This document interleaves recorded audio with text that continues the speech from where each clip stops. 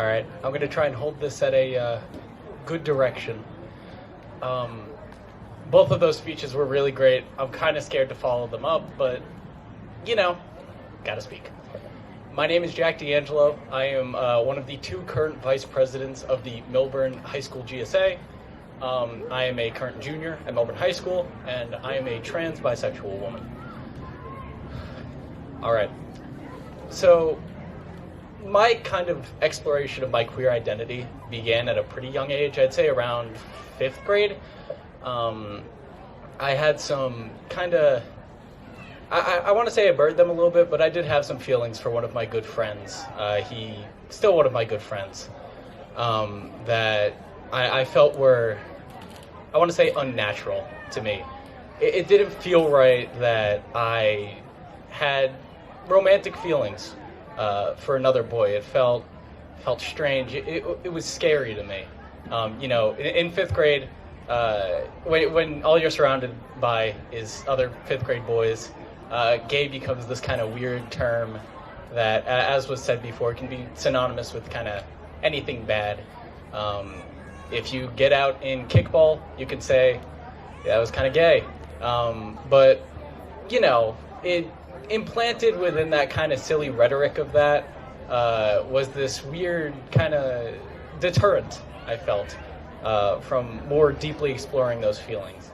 As time went on, it became kind of inevitable that I would come to some sort of revelation about myself, and so I did. I want to say, when I was about 11, I came out to my mother as bisexual, and with no malice in her heart whatsoever, she said the words, "Are you sure you aren't just gay?"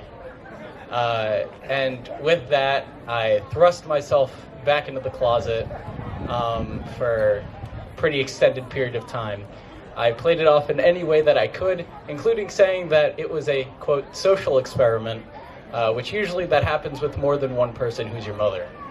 I felt this deep confusion about who I was. I was confused because when someone says, "Are you sure you aren't just gay?" You're like, maybe?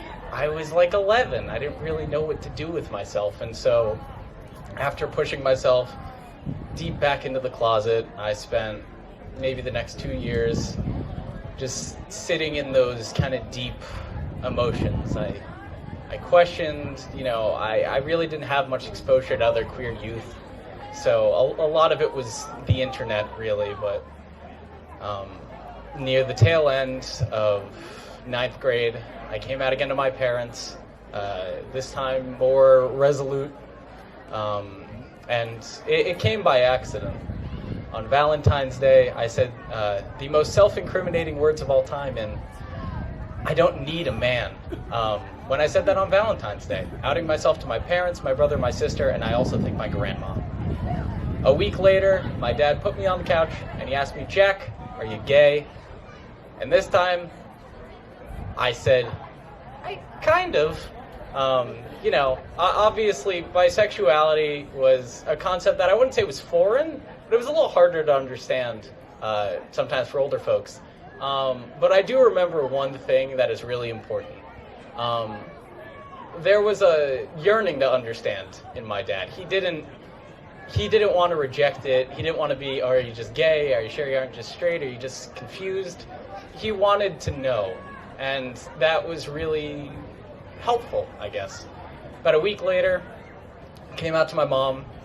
Same kind of thing. She was very happy that I came out to her again, was resolute, and knew who I was.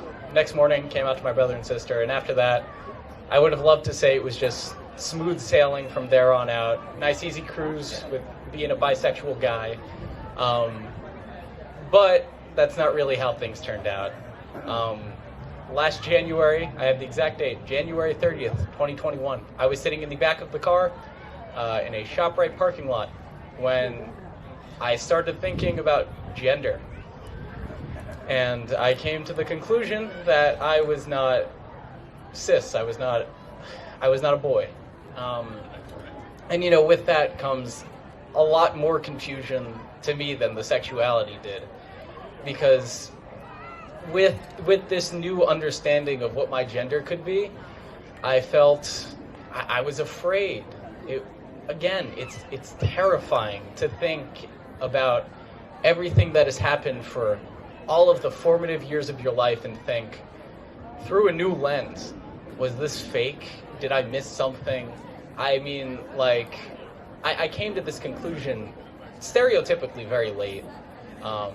And so finally being there was both invigorating and also terrifying. Later that day, I came out to my brother, and it was one of the most wonderful things that a person has done for me, the amount of support he gave to me. It was unbelievable.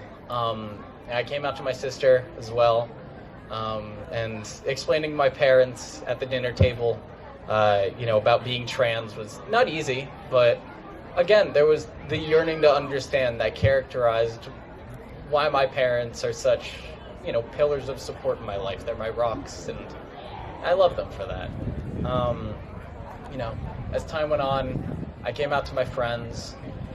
Again, only support. And, I stand before you now as a proud queer youth. I'm living my life as a bisexual trans woman, and it's beautiful. And the only reason that I've been able to make it to this point is because of the community support that I have. I have had not a shred of animosity for many of the people who matter to me.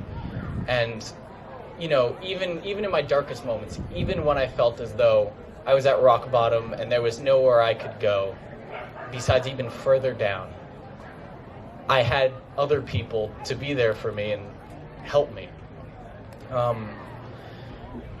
When I was asked to speak at this event, frankly, I was a little terrified. I don't normally speak to this many people. As GSA president, I've done, things in front of teachers with a few other people. But a lot of teachers have about the attention span of a squirrel. So it's easy speaking, and usually I have a PowerPoint. I have bullet points right now, but it's working. But I feel it's important that, queer youth speak out in the community, because frankly, our voices need to be amplified. As of this month, I think there's been about a little under 240 anti-LGBTQIA plus bills drafted, at all levels of Congress and whatnot. And that's kind of terrifying. I mean, we're lucky to live in New Jersey, which generally, more blue state, we're a little light on the anti-gay legislation. But this country is moving towards a more hateful sort of direction. It's scary for other people. But I feel like an event like this kind of shows the crossroads that we've come to. One way that America might move, that we might move, is towards hate, is towards willful ignorance of those that live with us. The ability to turn off compassion and just say to someone else, you are not what you think you are disgusting for being that and thinking that you are that, and I will never accept you. This event shows another road to be taken. One for love, one for understanding, one for compassion. And, looking at all the people in the crowd today, I wouldn't think any of you are like generally hateful people, being here in the first place. It's really heartening to see this many people all come together for a single community cause and just, love who they are, love who the other members of their community are. It's heartening to see. I'm very happy that I was given, the opportunity to be here and just be a part of all of this. It's beautiful. So yeah, I think that's about all I have to say.